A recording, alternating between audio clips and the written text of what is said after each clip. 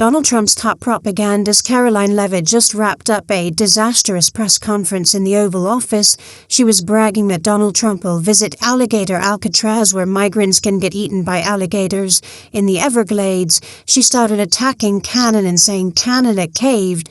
She held this list that Donald Trump posted on his social media of other countries that Donald Trump says are doing better than the United States because they have lower interest rates than we do. And she then started attacking the chairman of the Federal Reserve, Jerome Powell. This was one of the most humiliating pressers we've seen yet. Here she is holding that list and just naming a bunch of countries and saying, look at all these countries, they're doing great and America's doing bad. And she lists all these countries that are nowhere near where the United States is. Here, watch this. And if you look at this chart, this is a chart of all of the interest rates of many countries throughout the world. At the top is Switzerland. They're only paying a quarter for interest rates. Cambodia, Japan, Denmark, Thailand, Botswana, Barbados, Taiwan, Bulgaria, Cuba, Sweden, Morocco, Cabo Verde, South Korea, Algeria, Canada, Albania, Libya, Malaysia, China, New Zealand, Trinidad and Tobago, Czechia, Bolivia, Australia, Costa Rica, the Bahamas, Kuwait, Papua New Guinea, Bosnia, United Kingdom, and the UAE are all paying lower interest rates than the United States of America, which has one of the hottest and strongest economies in the world. Just so you can zoom in on it, here's what Donald Trump actually sent. The chairman of the Federal Reserve, Jerome Powell, he said, Jerome, you are as usual too late. You have cost the U.S. a fortune and continue to do so. You should lower the rate by a lot. Hundreds of billions of dollars being lost. No inflation. The Trump regime claims that there's no inflation right now, and all the data shows that inflation is rising. Here she is talking about Alligator Alcatraz, where migrants can get killed and maimed by alligators in the Everglades, and Trump's visiting there. Play this clip. On a scheduling note, tomorrow, President Trump will travel to the great state of Florida to attend the opening of a new illegal alien detention center located at Dade Collier Training and Transition Airport alongside Secretary Kristi Noem, Governor Ron DeSantis, Congressman Byron Donalds, and other state and local leaders. We hope to see many of you there. The facility is in the heart of the Everglades and will be informally known as Alligator Alcatraz. There is only one road leading in, and the only way out is a one-way flight. It is isolated and surrounded by dangerous wildlife and unforgiving terrain. The facility will have up to 5,000 beds to house, process, and deport criminal illegal aliens. This is an efficient and low-cost way to help carry out the largest mass deportation campaign in American history. A reporter asked Caroline Leavitt, what's going on with any of these trade deals? You said that there would be deals in 2 weeks. What, like 80 days ago at this point, and there have been really no deals. What's happening? Play this clip. We've been hearing from White House officials for weeks that you're close on trade deals with a number of countries. Can we get any update on which countries will have deals by the 9th and when there may be any announcements? I'll let the president and the trade team speak on it.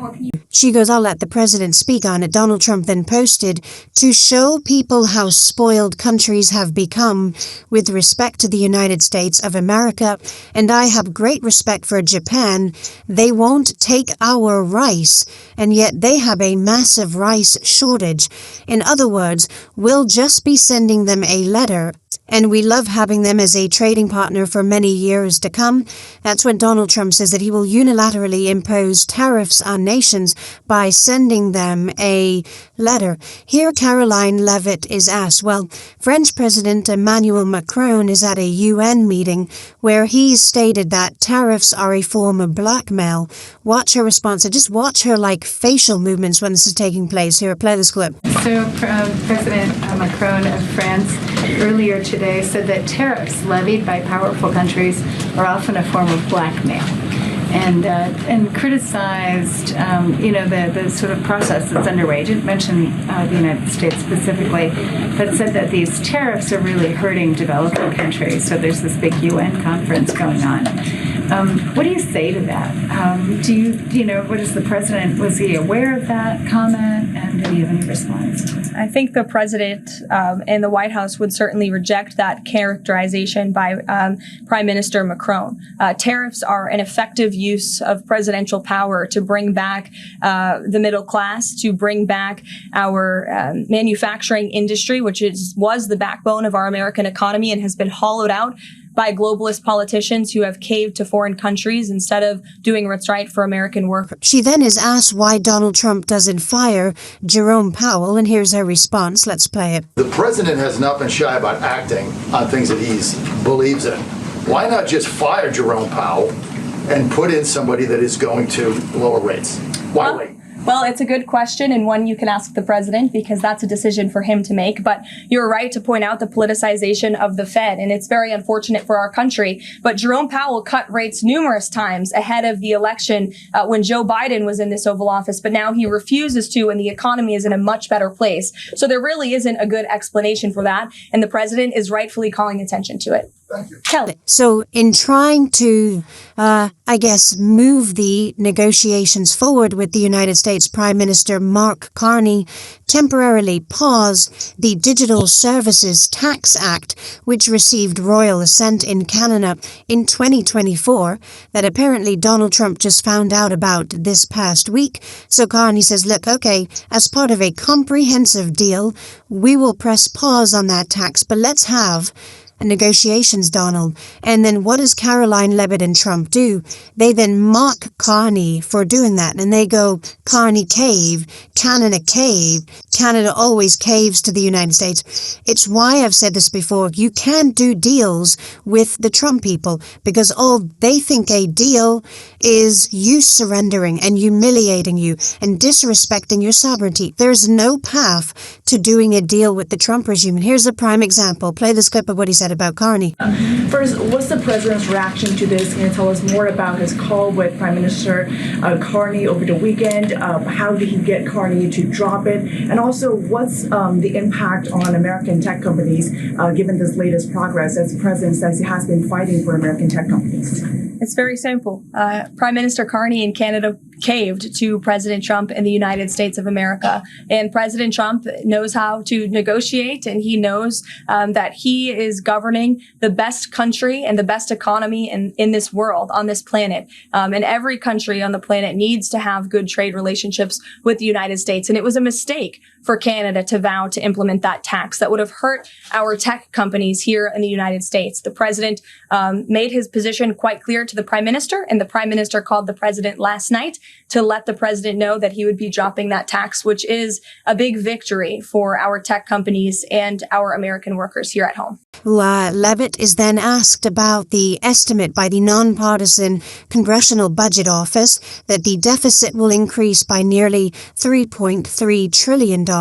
Here's what Leavitt says. Let's play it. Well, can you respond to the CBO estimate that the Senate bill would increase the deficit by nearly $3.3 trillion? This is one of the most fiscally conservative pieces of legislation that has ever made its way through Capitol Hill. There's $2 trillion in mandatory savings in this bill. And not only that, the projected growth that this bill will bring to our economy. It will be an economic boom. The Council of Economic Advisors has an analysis that shows that the bill will generate $4.1 trillion in economic growth, and it will cut taxes, putting more money back into the American people's pockets. That's why this president wants this bill to pass. And I know he's busy working the phones and doing what he needs to do today to make it happen. So we'll see you all later. Thank you. We'll see you in Florida tomorrow. Thank you.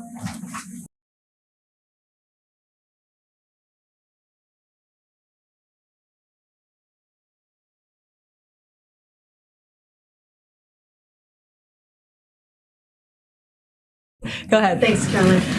Does the president support this new measure in the big, beautiful bill that would impose steep new taxes on new wind and solar projects? I believe you're referring to the credits for wind and solar projects. No, and we're talking about the new tax. There's a new tax that it's estimated would add 10 to 20% to the cost of any new wind and solar projects that start after this year. Again, I don't want to comment on the specifics of provisions, but I'm sure the president will speak on that directly. Again, this is an ongoing process. The president continues to be very much engaged with the leadership in both the Senate and the House to get this bill back to his desk. Did the president ask for that provision? Because the National Building Trades Union is saying that it's the equivalent of terminating more than 1,000 Keystone XL pipeline projects. Is that something that would concern him? Well, the president spoke on this yesterday in his interview, and he said he understands that legislators want to protect jobs in their communities and in their districts. And so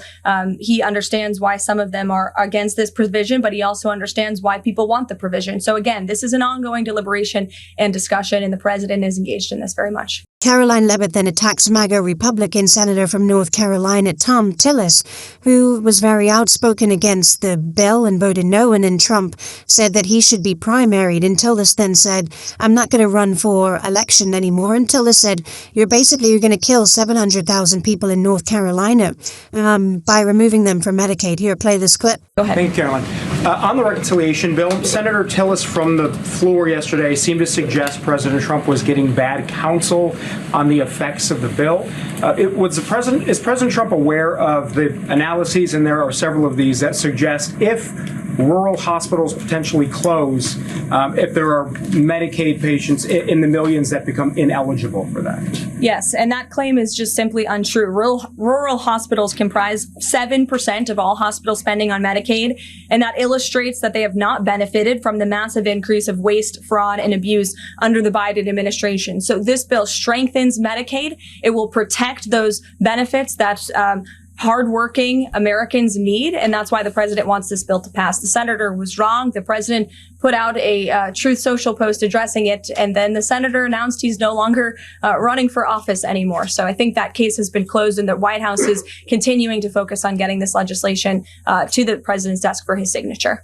And then Caroline Leavitt brags about Donald Trump telling Israeli courts not to prosecute Netanyahu when Netanyahu was already being prosecuted because Donald Trump extorted Israel and said, we're not going to give you weapons if you continue to prosecute Netanyahu. Here, play this clip. Thank you, Caroline. The president has been calling for a deal in Gaza for 2 days and many posts. Who is blocking the deal? And one other thing, when he posted on Netanyahu's trial, also he said it interferes with the negotiations on Iran and on Gaza. What did he mean by that? I'm sorry, to your second question? Question. When he posted about the Israeli Prime Minister trial, yes, he said it interferes with the negotiations on Gaza and on Iran. What did he mean by that? It interferes because it physically and logistically was interfering. The prime minister was slated to go to court last week when he's in the middle of negotiating a peace deal and bringing hostages out of a war-torn region. And so the president was simply, I think, emphasizing his empathy that he has for Bibi Netanyahu and seeing him go what he's going through with his own judicial system in the state of Israel. Clearly, the president knows that very well. He, too, was a victim of a judicial system that was trying to put him in jail. As you all know, you all covered it, but President Trump prevailed. That's why he's back in the Oval Office, and he believes that Bibi Netanyahu is a great leader for the people of Israel. The president just worked with him closely to end that 12-day war and to obliterate Iran's nuclear facility, to take out that imminent threat, not just to the state of Israel, but also to the United States of America and the rest of the world. And he believes that Prime Minister Netanyahu should be praised for that. And finally, she's asked a basic question. Who's the buyer on TikTok that Donald Trump claims exists? And she's like, oh, they're very high-level conversations. They're so high-level, I really can't get into it, but they're so high-level. Here, play this clip. And on TikTok, if you could, real quick, he said yesterday he's got a buyer, but the question there is, does he have a seller? And do you have any indication from the Chinese government that they've authorized a sale of TikTok to the U.S. or to U.S. buyers? What I can tell you is that these discussions with China regarding the sale of TikTok have been ongoing at the highest level, and they will continue. As you know, we have another 90-day extension, and it's just to continue to work out this deal and make sure that TikTok stays on for the American people. That's the president's main goal in this, while protecting their privacy and their security. Meanwhile, Donald Trump was posting the following today. I apologize for the long wait on the Faith Leaders conference call. AT&T ought to get its act together. Please pass along the word to tens of thousands of people who are there. We may have to reschedule the call, but we'll use another carrier the next time. AT&T obviously doesn't know what they're doing. And then he posts again, I'm doing a major conference call with faith leaders from all over the country, and AT&T is totally unable to make their equipment work properly. This is the second time it's happened. If the boss of AT&T, whoever that may be, could get involved, it would be good. There are tens of thousands of people on that line. He did